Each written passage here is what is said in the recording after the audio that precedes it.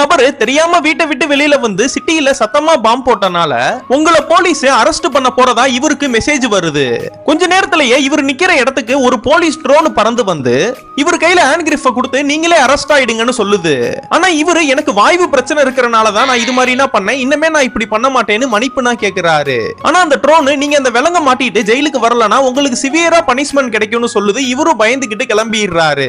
அந்த ஜெயிலுக்குள்ள போனதுமே அங்க ஒரு மானிட்டர் இருக்கு.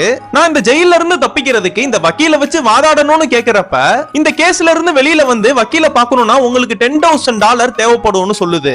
சரி நான் எங்க பேரண்ட்ஸ் கிட்ட கால் பேசணும்னு கேட்டா நீங்க 1 மினிட் கால் பேசணும்னா உங்களுக்கு $3 தேவைப்படும்னு சொல்லுது. இவனுக்கும் ஒண்ணுமே புரியல. இவன் கையில சுத்தமா காசும் இல்ல. இவன் இருக்கிற இடத்துக்கு கீழே ஒரு சின்ன ஓட்டம் மாதிரி இருக்கு. அதுல இருந்து ஒரு பாக்ஸ் ஒன்னு வருது. அதுல ஸ்வெட்டர்னா பின்ற ஊசியும் அதுக்கான மெட்டீரியல்ஸ்னா வருது. அந்த மெட்டீரியல்ஸ் திங்ஸ்னா வச்சு அந்த குழந்தைங்க எல்லாம் போடுற ஒரு கேப்ப ஒன்னு அவனே உருவாக்குறான்.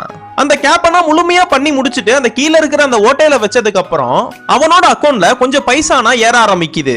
இது மட்டும் இல்லாம அந்த ஜெயில இவன் 3 வேளை சாப்பிடணும்னா கூட பைசா இருந்தாதான் சாப்பிட முடியும்.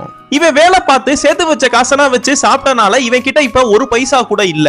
நம்ம எப்படியாவது பேரண்ட்ஸ்க்கு கால் பண்ணணும்னு அந்த $3 சேர்க்கறதுக்காக வேலை செய்ய ஆரம்பிக்கிறான். இவனால சுத்தமா முடியாம தூங்கணும்னு நினைச்சா கூட இவன் மூஞ்சில லைட் அடிக்க ஆரம்பிக்குது. அந்த லைட்டை ஆஃப் பண்றதுக்கு கூட $1 தேவைப்படுமா. இதுக்கப்புறம் என்ன ஆச்சுன்னு உங்களுக்கு தெரியணும்னா கீழே கமெண்ட் பாக்ஸ்ல பார்ட் 2 போட்டு போங்க.